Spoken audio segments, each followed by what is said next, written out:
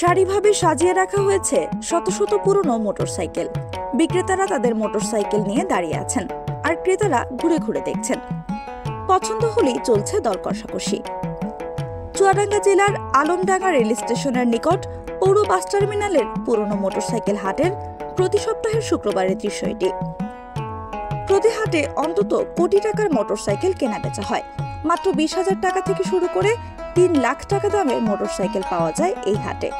প্রতি সপ্তাহে শুক্রবার ক্রেতা ও বিক্রেতাদের উপস্থিতিতে জমে ওঠে পুরনো মোটরসাইকেলের বিশাল এই হাট। কেনা বেচা চলে দুপুর 2টা থেকে সন্ধ্যা পর্যন্ত। দূর দূরান্ত থেকে ক্রেতা, বিক্রেতা ও দর্শনার্থীরা এসে ভিড় জমায় এই হাটে। এটি হলো দেশের অন্যতম বৃহৎ পুরনো মোটরসাইকেলের হাট। চুয়াডাঙ্গা জেলা সহ আশপাশের কয়েকটি জেলা থেকে ক্রেতা বিক্রেতারা এখানে আসেন তাদের ব্যবহৃত মোটরসাইকেল বিক্রি করতে এবং পছন্দের মোটরসাইকেলটি ক্রয় করার জন্য। এক যুগ আগে থেকে চলে আসা এই হাটে কখনো কোনো বড় ধরনের অপ্রীতিকর ঘটনা ঘটেনি।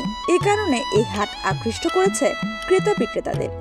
দেশি বিদেশি বিভিন্ন ব্র্যান্ডের বিভিন্ন মডেলের 50 থেকে 150 সিসির ব্যবহৃত মোটরসাইকেল এই হাটে পাওয়া যায়। এই হাটকে কেন্দ্র করে পুরনো মোটরসাইকেল ক্রয় বিক্রয় পেশায় জড়িয়ে পড়েছেন অনেক ব্যবসায়ী। এসব ব্যবসায়ীরা বিভিন্ন জায়গা থেকে মোটরসাইকেল ক্রয় করে এই হাটে নিয়ে আসেন বিক্রি করার জন্য।